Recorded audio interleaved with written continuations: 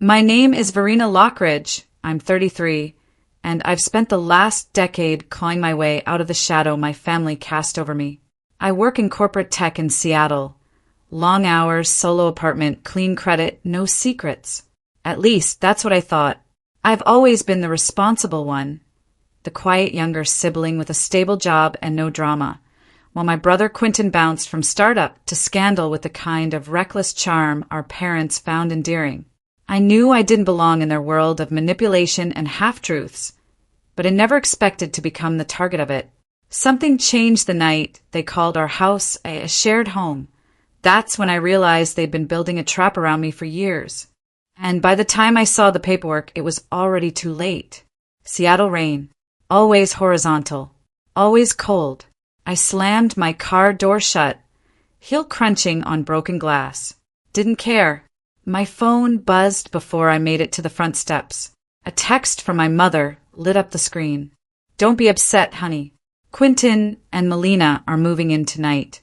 It's your place too, but also a shared home. My breath froze. Not from the rain. Shared home? Whose home? I punched in the building code. The lock blinked red. 2 tries later, I was inside. Boxes. Everywhere. Children's shoes scattered on the tile like they'd been thrown. A diaper bag on my armchair. And then his voice, too loud, too cheerful. Hey, sis. Quentin called from the kitchen. Surprise. I turned the corner. Melina was rearranging my spice rack like it belonged to her. One kid was eating dry cereal straight from the box. The other was screaming at the TV. Sticky hands smeared on my glass screen. What are you doing here? I asked. Quentin raised a beer. Just for a while. Until we're back on our feet. Mom and Dad said you'd understand. I didn't remember giving permission. Or being asked. We had a family talk. You were just busy. Busy working. Busy paying the full rent. Busy being the only adult in this mess of a legacy. My father had said once, family is like a loan with no interest until they call it in. I guess today was payday. Where's my room? I said. Melina waved vaguely. We turned it into the nursery. You didn't mind, right? Figured you'd prefer the sofa. It folds out. I walked down the hallway. My door, the one with the brass handle I'd replaced last year, was wide open. The walls were pink. My bed was gone. A crib stood where my desk used to be. The only thing left was a framed photo of Quentin holding a trophy, one of his failed startup awards, back when Mom used to say he was going to change the world. He changed mine. Back in the kitchen, I stared at a manila folder magnet clipped to the fridge. Household support agreement. I flipped it open. Page after page. My name. My signature. Only I never signed it. Where did you get this? I asked. Quentin shrugged. Dad handled the paperwork. It's all legit. We're co-residents now. My chest tightened. My mind sprinted. That was my lease. My utilities. My damn furniture. Did you forge my name? He laughed like I was being dramatic. You're overthinking. It's a family thing. Paperwork's just a formality. I didn't reply. I couldn't, because somewhere deep inside me, something had already snapped. And then Dad called. His voice on speaker, smug and too smooth. Vera, honey, we thought this would be best for everyone. You're always so generous. Quentin's been through so much. I didn't hear the rest. I stared at the window. The rain streaked like veins across the glass. A new voice joined the background. My mother.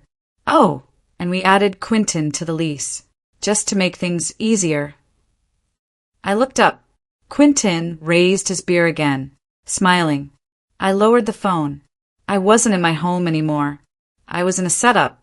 Whose name is on the lease now? I asked. No one answered, but her father smiled. Yours. And Quentin's. The morning light cut through the blinds in harsh slats. I didn't sleep, just blinked through the hours, half awake on a couch that reeked of apple juice and toddler hands. My back ached. My eyes burned. The door to the nursery creaked. Morning. Melina's voice carried that fake cheer people use when they know they've already stepped over the line. I didn't answer, because I already knew something was wrong. The lease. The signature. The way Quentin avoided eye contact when I asked again, who signed my name? I grabbed my phone and called Jillian, our property manager. Straight to voicemail. I tried again. This time she picked up. Vera, just saw your name on the updated lease. You and Quentin, co-lessees now. Congrats. Updated lease? I kept my voice even. Can you send me a copy of what you have on file? Sure, but didn't you sign it already? No, I hadn't. Click. A chill slid down my spine, slow and metallic. I took a lift to work. The silence between me and the driver was sharp enough to slice open my thoughts. At every red light, I checked my inbox. Nothing from Jillian. Nothing from HR about the promotion I was supposed to finalize this week. But Camden had texted. Coffee? I got a lead on that vendor scam. Camden Reese. Smart. Resourceful. Sometimes too smart. We met at a corner shop downtown. Rain drizzled against the glass, like static. I stirred my espresso, watching his eyes scan the room too often. You're twitchy, I said. He smirked. And you're pale. What's going on?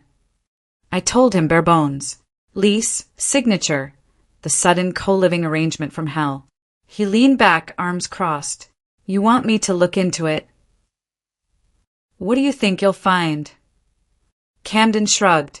People leave trails, even amateurs, especially amateurs. He always had a quote for every situation. Once told me, most people think hiding something means deleting it. The smart ones know it's about where you leave it. Back home, a pile of open mail sat on the kitchen counter. Some addressed to me, some to Quentin, one to the Lockridge household. Not a name, a structure. Inside one envelope, bank correspondence. I didn't remember requesting a balance sheet from Carter and Woodrow LLP. But the logo? Familiar. I tucked it into my jacket. Melina walked in. You hungry? She asked like we were sisters. Like this wasn't war. No. You always this tense. I turned. You always this comfortable living off someone else? Her smile flickered. Quentin said you'd be like this. Of course he did. I scanned the document that night in my bedroom, or what used to be. A copy of a family trust disbursement dated 6 weeks ago. It listed my name, next to a transaction. $42,500. Labeled support allocation. Recipient, Quentin A. Lockridge. I didn't authorize it. I didn't even know the trust existed. The number echoed in my skull, louder with each breath. Camden called. You might want to check your credit report, he said. You've got activity from a new LLC registration, filed under your name. Same week, Quentin moved in. My throat tightened. Details. Lockridge Digital Holdings, LLC. Registered to your address. You're listed as managing partner. I know. Also, check your inbox. I found something. The PDF was clean. Too clean. A scanned lease agreement. Signature, Verena Lockridge. Dated the day before Quentin called me. I zoomed in. Pixel bleed. Fake. Forged. Deliberate. Holy shit, I whispered. I marched back into the kitchen. Quentin was watching TV. Melina scrolling on her phone.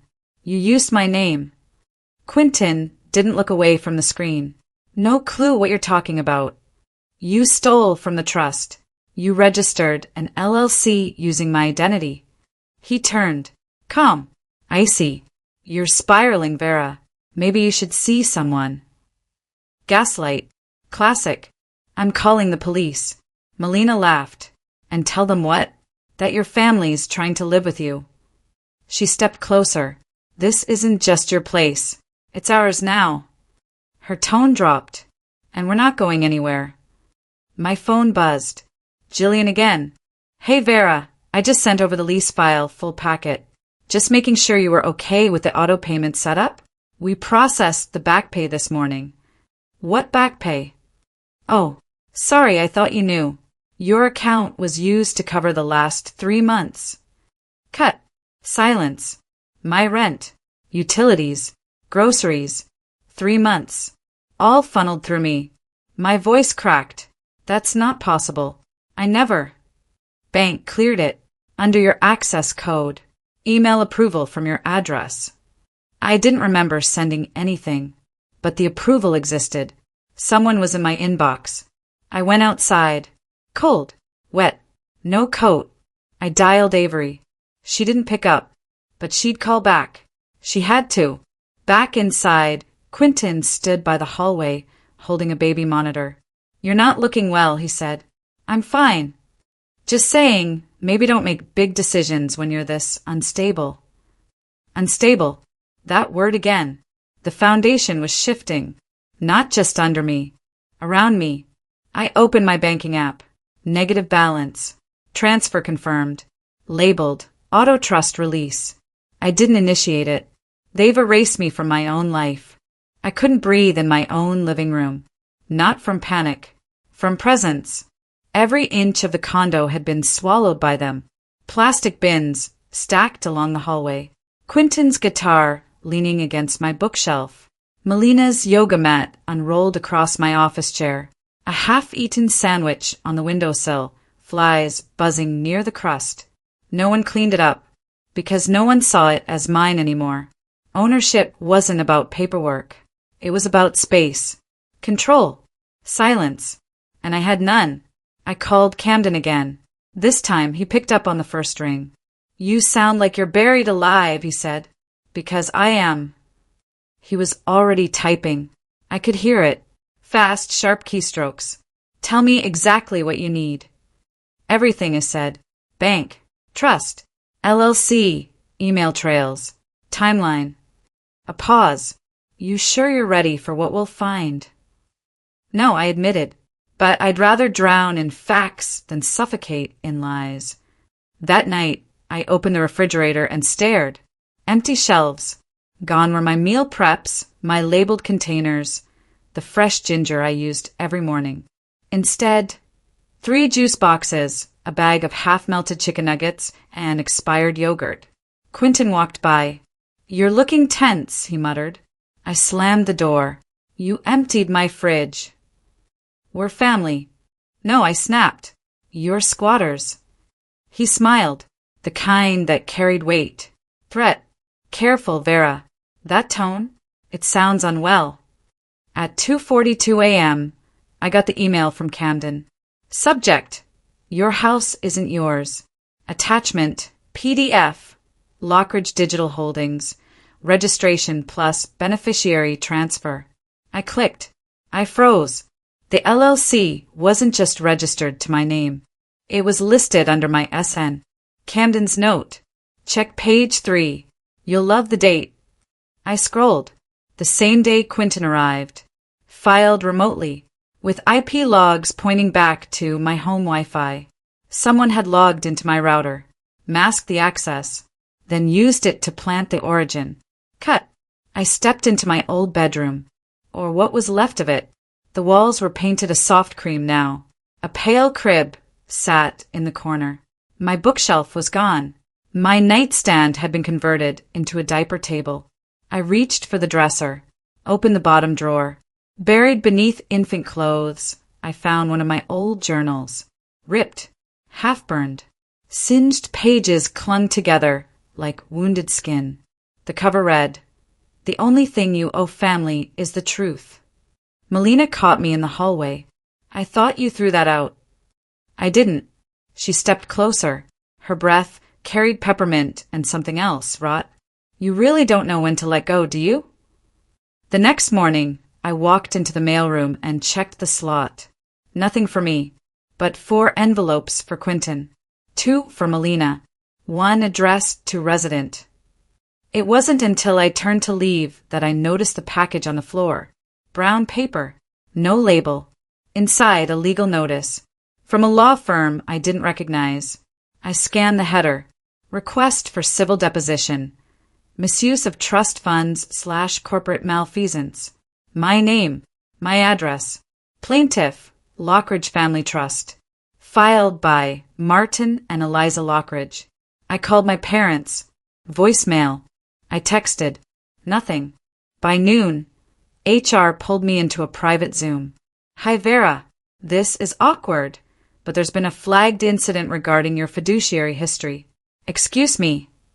An anonymous tip linked your name to a shell company under review by the IRS. I blinked. I don't even. They cut me off. We're suspending access pending internal audit. I watched my career dissolve in a Wi-Fi glitch. Back home, the door creaked before I touched it. Unlocked. Inside, Quentin was standing near the hallway closet. Too still. He looked up. You got a minute? I didn't answer. I know you think you're being attacked, but you're not. I moved closer. His tone shifted. Low. Measured. You're being transferred. Responsibility. Legacy. All of it. My hands curled into fists. I'm not your scapegoat. He shrugged. You're the one who always handled the books. Who's gonna question it? That night, I installed a motion sensor camera in the hallway and a second one in the living room. At 3:17 a.m. it pinged. I opened the app. A shadow moved across the living room, toward my purse, my desk drawer. They didn't take anything. They just looked, and then left. I called Avery. She answered on the second ring. I got your message, she said. I didn't send one. A pause. Then you better sit down. She told me about a similar scheme Quentin pulled 6 years ago. Different state, different girlfriend. He forged signatures, created false LLCs, blamed someone else. She sent me the police report. The name blacked out, but the crime was identical. Why didn't you tell me? I whispered, because I didn't think you'd need to know. And now, I think you're the next headline. You're not just paying their bills, Vera. Avery's voice was ice. You're the collateral. The silence felt heavier than noise. Every room echoed with someone else's life. Toys underfoot, a bassinet in the corner, diapers stacked beside the couch I hadn't sat on in days. I paced like an animal in a shrinking cage. Inhale, count to 3, exhale, again. My calendar used to be color-coded. Now I couldn't tell what day it was. I wasn't sure it mattered. I opened my laptop. Password failed. Tried again. Invalid login. I checked the router settings. Unknown device logged in yesterday. MAC address scrambled. Someone had changed my admin rights. Cutscene. Rain pounded the car roof like nails. I sat behind the wheel in the underground parking structure. Phone in one hand, flash drive in the other. Camden's voice over speaker. Still want everything? Yes. Because if we do this, there's no reset button. There never was. Silence. Then, meet me at the courthouse parking deck. Bring nothing with your name on it. 15 minutes later, I handed him the flash drive. He slid into the passenger seat without looking at me. That LLC Quentin registered? It's got your social, your digital ID, your digital signature, all clean. That's impossible. It's not just Quentin. He had help. Tech help. I stared at him. From who? Camden didn't answer. His fingers tapped his thigh like Morse code. Distraction. A beat of thunder. Car alarm. A woman screaming down the street. Reveal. Camden dropped a small folder on my lap. Photos. Screenshots. Signed authorization forms. My email headers, but with wrong timestamps. Faked. Jesus, I whispered. One document caught my eye. Power of attorney. Filed online. From my IP. Quentin was granted temporary authority due to mental instability. A psych note was attached. Signed. By a Dr. Lowell Kinsey. I'd never heard that name in my life. Back home, Melina was in the hallway, whispering on the phone. I didn't speak. She didn't notice me at first. Then she turned. Too quickly. Everything okay? She asked. I kept walking. Fine. She followed. You seem off. You seem scripted. She flinched. Excuse me. I turned to her. My voice like broken glass. Don't pretend. You know exactly what you're doing. She looked away. You sound paranoid. Funny. That's exactly what the fake psych note said. I opened the file Avery had sent me. The redacted police report from the past case Quentin was involved in. And the second file, the voice memo. Quentin's voice, low and gloating. She won't see it coming. That's the thing with people who keep everything neat. You rearrange a few things and they start to unravel. I pressed play again. Rewind. Again. Each word, like a knife, slipped behind my ribs. That night, I went to the old storage unit downtown. The one under my maiden name, where I kept backup files, receipts, original contracts. The lock had been clipped. Inside, half the boxes were open. Papers gone. Cut scene. Security camera. I pulled the footage. Blurry image. Manhood. Height and gait Quentin. But beside him, clearer. Recognizable. Camden. I sat on the edge of my bed, or what was left of it. The smell of formula and baby powder seeped into the air. My jaw tightened. They weren't just trying to erase me. They were replacing me. One bill at a time. One signature. One email. One lie. Funny thing about parasites, I muttered to myself. They kill the host if they stay too long. I opened my laptop. Encrypted folder. Emergency backups. I started typing. A new file. A timeline. Names. Transactions. Because if I couldn't win quietly, I'd burn the whole damn thing down. 2 hours later, I heard the front door click. Not open. Click. Soft. Like someone testing it. I turned off the lights. Waited. A shadow moved across the hallway. Tall. Male. A key slipped into my lockbox drawer. Footsteps retreated. I waited 10 seconds, then opened the drawer. He left something. A printed email. From Camden Reese. To Eliza Lockridge. Subject, Phase 2. Vera's almost fully isolated. A few more pushes and she'll fold. You'll have full access. Quentin's just a delivery system. You're the one she never saw coming. My fingers shook. I wasn't paranoid. I was prepped. Camden was never on my side. And my mother? She was the architect. I stared at the paper in my hand. The ink smudged from the sweat on my palms. And for the first time in weeks, I smiled. Because knowing the enemy, that's the first step in raising their kingdom. Plan B just walked into the room. The courthouse steps were cold concrete under my palms. Rain cut through my coat. It felt like static in my veins. I didn't care.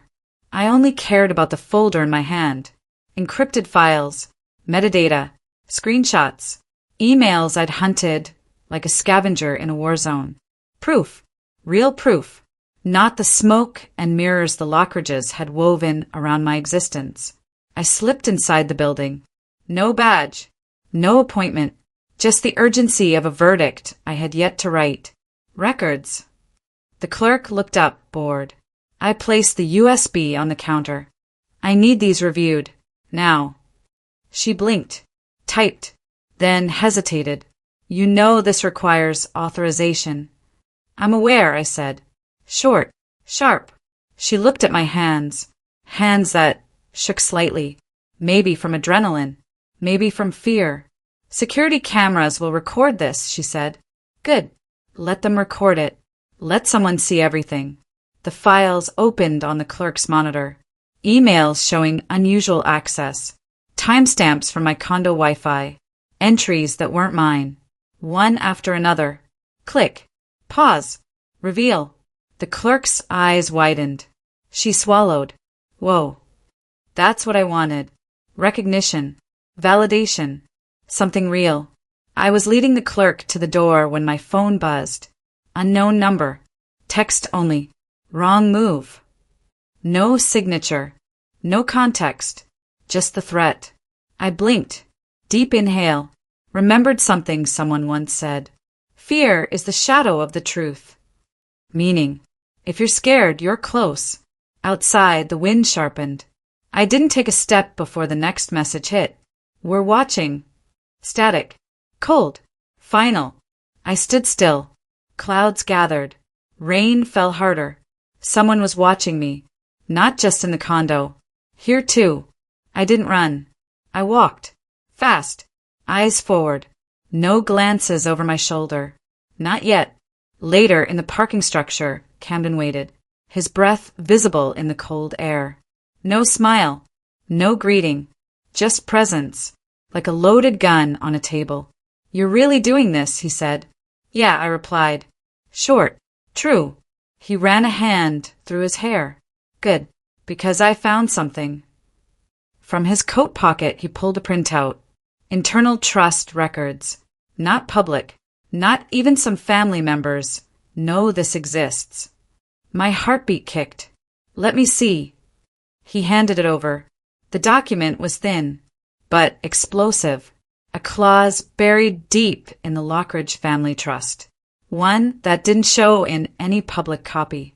One that said, if a beneficiary is judged unfit by a medical professional, any one chosen by the trustees, the trust dissolves and reverts to the remaining members.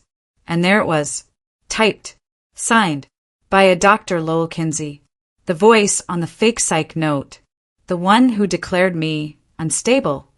My blood ran ice cold. That was the trigger, their legal lever, their exit strategy, their kill switch. I knew it, I whispered. Camden's eyes narrowed. Yeah, and that's the dangerous part. What do you mean? He leaned in. Quiet. Anyone can claim you unstable. There's no jury, no judge, just a certificate. I stared. You're telling me there's a legal document in play that says I can be written off as mentally unstable by someone they choose? Exactly. I exhaled. Steady. 1 breath. 2. 3.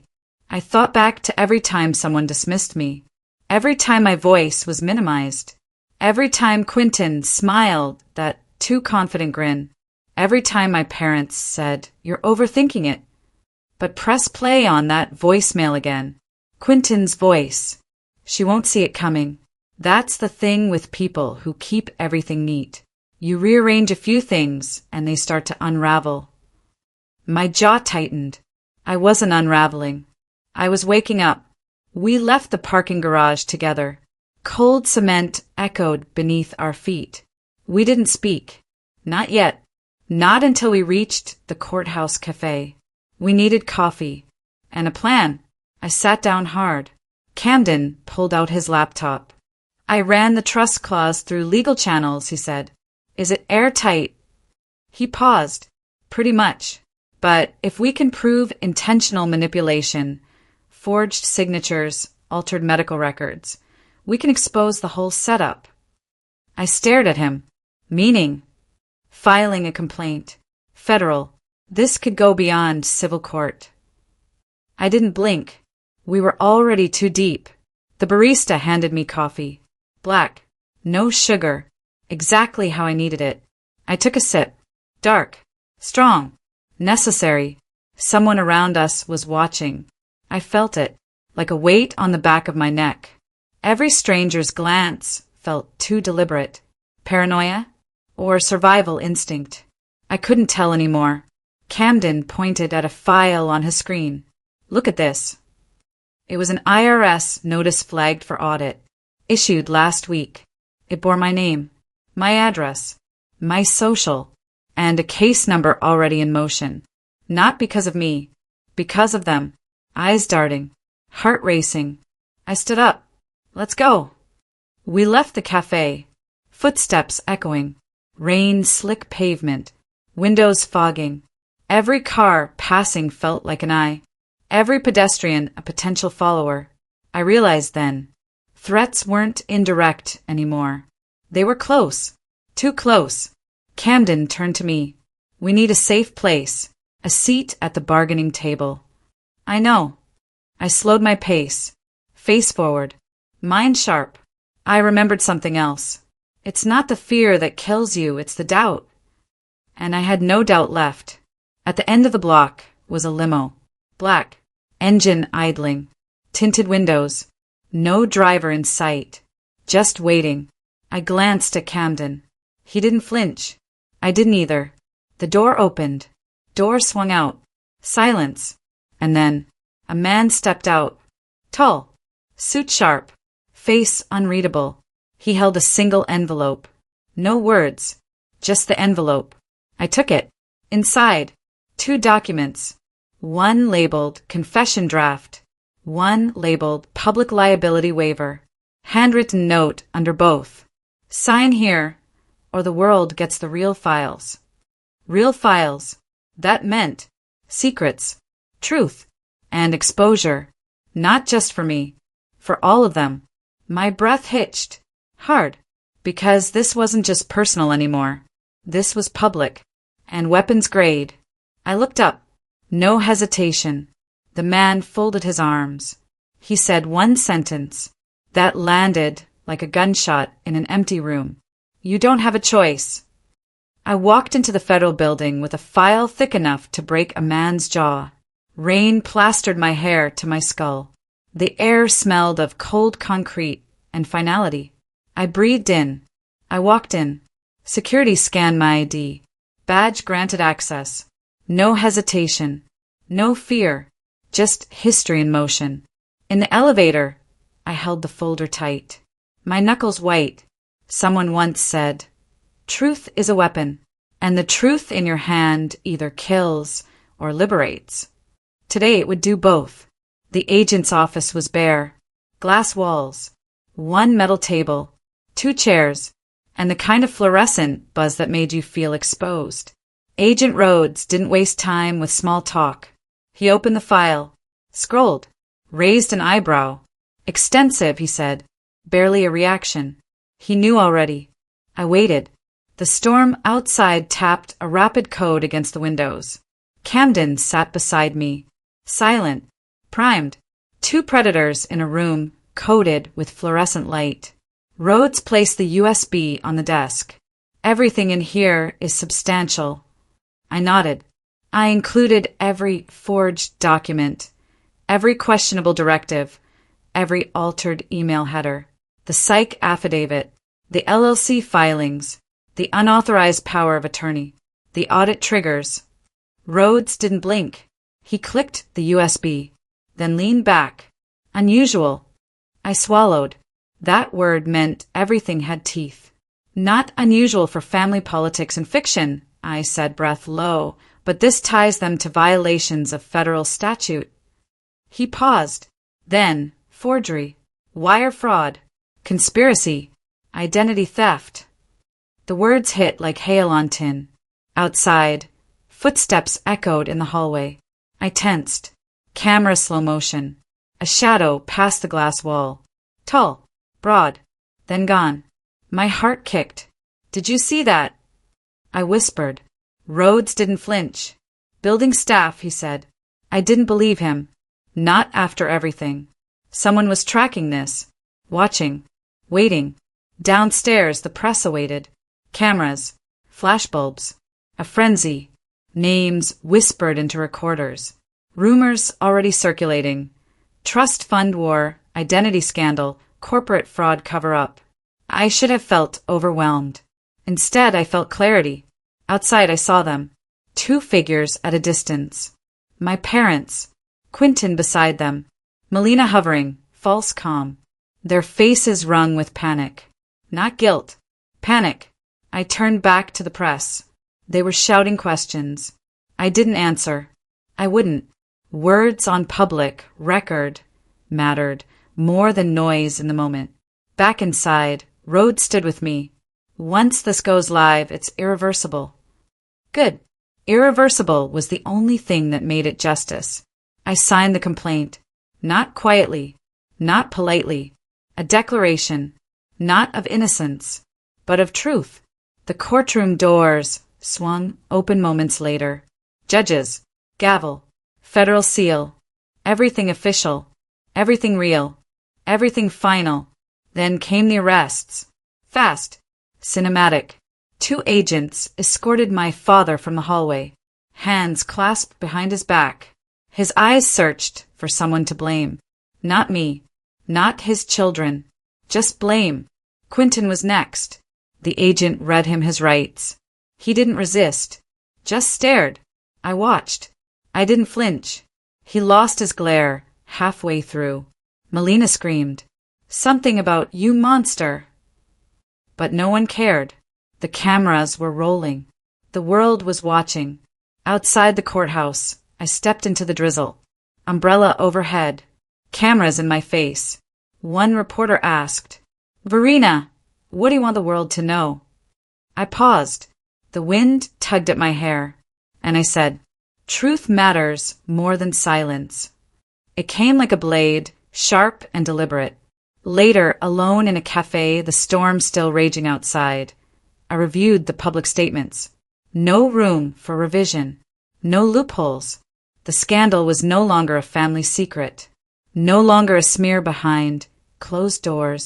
It was out, exposed, and the people who thought they could manipulate it, they were being held accountable. Camden slid into the seat opposite me. No smile, only relief sharp as cold metal. "You did it," he said. I didn't reply right away. Instead, I thought of every day I'd been sidelined. Every time I was told I was too sensitive, too serious, too much. Some say he who frames the picture determines the value of the moment, I murmured. Funny how moments become mountains, huh? He cracked a small grin, then sobered. "You should rest." But I shook my head. One last thing. I pulled out the final document, the one Avery found. The old police report from years ago tied to Quentin's previous scam. It matched the pattern, the same way they'd tried to write me out of existence. I handed it to Camden. "We'll send this to the prosecutor." He nodded. "We will." Outside the courthouse, steps again. Damp. Quiet. I inhaled. Cold air. Clean air. No echoes of footsteps behind me. No shadow watching. Only open sky. Then I looked down at the phone in my hand. One message. Unfamiliar number. "We underestimated you." Short. Final. Almost respectful. I didn't reply. I didn't need to. I walked away. Not a victim. Not a casualty. Not erased. Instead, present. Accounted for. Unbroken. I reached my car. Seatbelt clicked. Engine started. Rain splashed against the hood. Headlights cut through the gray. And I remembered something I used to tell myself. Strong is not the absence of fear. Strong is refusing to be controlled by it. Today I lived that. Today I reclaimed that. The condo, I signed it back into my name. Cleaned. Repaired. My space again. My identity again. My life again. The last file on my desktop was titled simply, Truth. I opened it. Nothing dramatic. Just documents. Evidence. Names of every violation. Every falsification. Every betrayal. I backed it up. Twice. Once on a secure server. Once on a drive I kept locked away. I stood by the window. Rain softened. Clouds parting. Light filtering through. Not bright, but clear. I exhaled. The tension drained like water from a cracked cup. I whispered to myself, justice may not heal every wound, but it stops the bleeding. And for the first time in a long time, I felt whole. I walked away from the window, closed the door. The lock clicked. It was mine, fully, and I was finally free.